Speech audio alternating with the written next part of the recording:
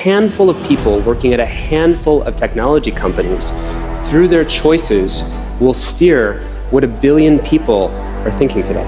Social media, what would they be? Unnecessarily, tragically harmful. हम हर रोज ये करते हैं, सुबह उठ के YouTube पे शॉर्ट स्क्रॉल करने लग जाते हैं, इंस्टाग्राम में रील स्क्रॉल करने लग जाते हैं।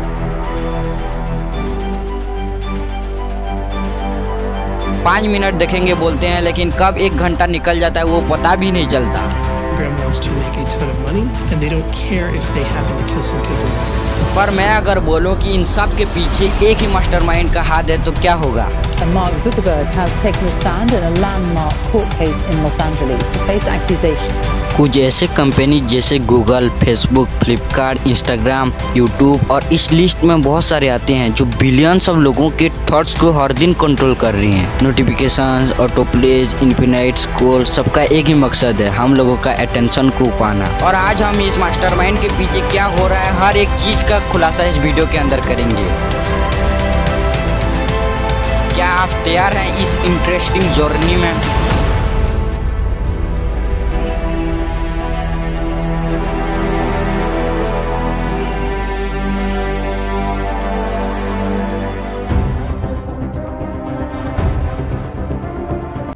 जब नोटिफिकेशन आता है, जब आपको लाइक मिलता है, जब आपको एक इंटरेस्टिंग वीडियो दिखता है तो आपके दिमाग में एक डोपामिन केमिकल रिलीज होता है। देखो, डोपामिन एक ऐसा केमिकल है जो हमारा ब्रेन तब रिलीज करता है जब हमें कुछ अच्छा लगता है। इसको आप बोल सकते हो एक हिट ऑफ प्लेजर। और हर स्वाइप, हर लाइक, हर शेयर आपको एक डोपामिन हिट देता है। और इस चीज का यूज करते हैं ये बड़े बड़े कंपनीज। प्लेटफॉर्म्स कंजप्शन को वैल्यू देते हैं, क्रिएशन को नहीं। मतलब तुम जितना हो सके देखो, बनाओ नहीं। और इसको हम बोलते हैं डोपामिन ट्रैप। एक यूएस ज्यूरी ने बोला कि if addiction is engineered, kids can't escape social media. और इससे पता चलता है कि इन प्लेटफॉर्म्स का यूआई यूएक्स ऐसे डिजाइन किया गया है कि इससे निकलना बहुत ही मुश्किल है।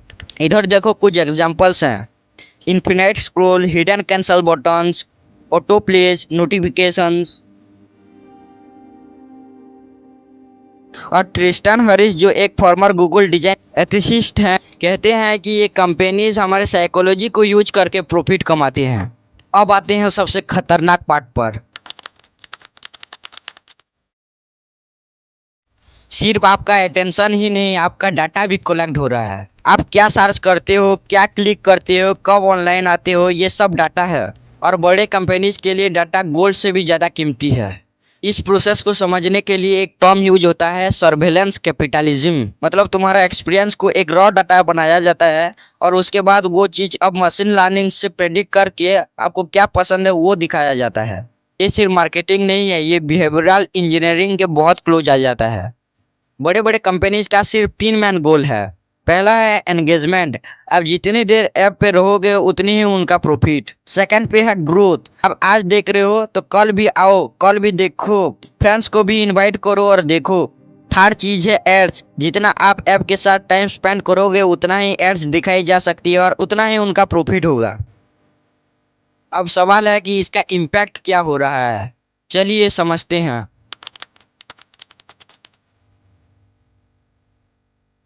हर रील, हर नोटिफिकेशन, हर रिकमेंडेशन आपके दिमाग के लिए एक डिस्ट्रैक्शन बन चुकी है।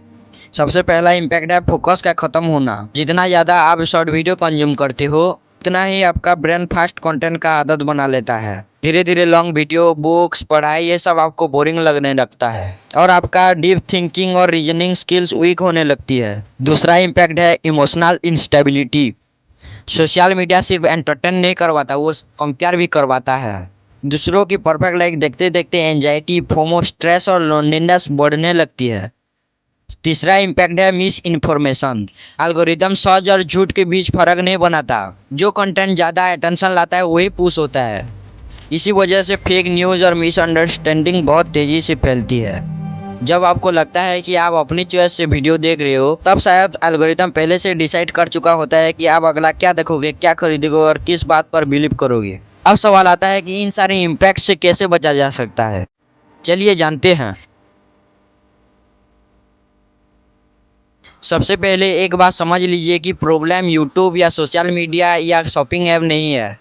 प्रॉब्लम तब शुरू होती है जब आप टेक्नोलॉजी को यूज नहीं करते, टेक्नोलॉजी आपको यूज करने लगती है। हर बार जब सिर्फ एक रील देखने जाते हो और 1 घंटे के बाद हो जाता है, हर बार जब बिना ज़रूरत कोई प्रोडक्ट खरीद लेते हो, तब आप डिसीजन नहीं ले रहे होते, आपके लिए एल्गोरिदम काम कर रहा होता है। लेकिन इस साइकिल को तोड़ा जा सकता है।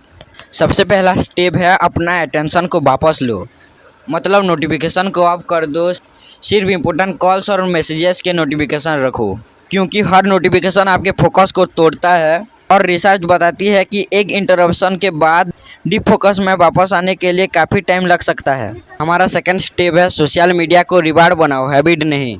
मतलब सुबह उठ के ही फ़ोन मत उठाओ, पहले अपना दिन स्टार्ट करो, एक्सरसाइज करो, पढ़ाई या काम करो। उसके बाद अगर टाइम बचे तो सोशल मीडिया यूज करो। अगर आप दिन की शुरुआत ही रील से करोगे तो आपका ब्रेन पूरा दिन इंस्टेंट डोपामिन एक्सेप्ट करता रहेगा। चलिए अब हम स्टेप नंबर 3 पे आते हैं, अपने फीड को ट्रेन करो। आपको लगता है कि एल्गोरिदम आपको कंट्रोल करता है, लेकिन असल में एल्गोरिदम आपसे ही सीखता है। जिस कंटेंट को आप देखते हो, जिस वीडियो को लाइक करते हो, जिस पोस्ट पर रुकते हो, एल्गोरिदम वही और दिखाता है। इसीलिए यूजलेस कंटेंट को स्किप कर दो और कुछ मीनिंगफुल और स्किलफुल कंटेंट देखो, इससे आपका फीड भी चेंज होगा। अब आते हैं स्टेप नंबर 4 पर, हर चीज़ पर ट्रस्ट मत करो। इंटरनेट में वायरल होने का मतलब सच होना नहीं होता। कोई भी शॉकिंग न्यूज़, कोई भी हेल्थ एडवाइस या कोई भी फाइनेंशियल टिप, उसे पहले वेरीफाई करो और फिर बिलीव करो। फेक इन्फॉर्मेशन भी एल्गोरिदम की वजह से वायरल होता है। अब आते हैं स्टेप नंबर 5 पे, इंटेंशनल शॉपिंग करो। ऑनलाइन शॉपिंग ऐप खोलने से पहले खुद से एक सिंपल क्वेश्चन पूछा करो, मुझे इसकी ज़रूरत है या नहीं। अगर 24 घंटे के बाद भी वो प्रोडक्ट ज़रूरी लगे तो उसको खरीदो, वरना मत खरीदो। अब आते हैं स्टेप नंबर 6 पे, बोर होना सीखो। आज हम हर 30 सेकंड पे मोबाइल फ़ोन देखते रहते हैं। बस का वेट करना है तो मोबाइल फ़ोन, लिफ्ट का वेट तो मोबाइल फ़ोन, खाना खा रहे हो तो फ़ोन। लेकिन इसी वजह से हमारा ब्रेन सोचने का टाइम नहीं पाता। कभी कभी फ़ोन को साइड में रख कर सिर्फ ऑब्जर्व करो, सोचो। यही मोमेंट्स क्रिएटिविटी और डीप थिंकिंग को वापस लाते हैं। बड़े बड़े कंपनीज हमारे दुश्मन नहीं है, उनका बिजनेस ही अटेंशन को ऑन करना है। लेकिन आप बिना सोचे हर रिकमेंडेशन को फॉलो करने लगोगे तो आपकी चॉइसेस भी आपके नहीं रहेंगे। टेक्नोलॉजी एक टूल है, टूल आपके हाथ में होना चाहिए, आप टूल के हाथ में नहीं। आज दुनिया में सबसे वैल्यूएबल चीज़ पैसा नहीं है, आपका अटेंशन है। और जिस दिन आप अपने अटेंशन को कंट्रोल करना सीख जाओगे, उसी दिन से किसी एल्गोरिदम के लिए आपके माइंड को कंट्रोल करना बहुत मुश्किल हो जाएगा। बाकी डिसीजन इज योर्स।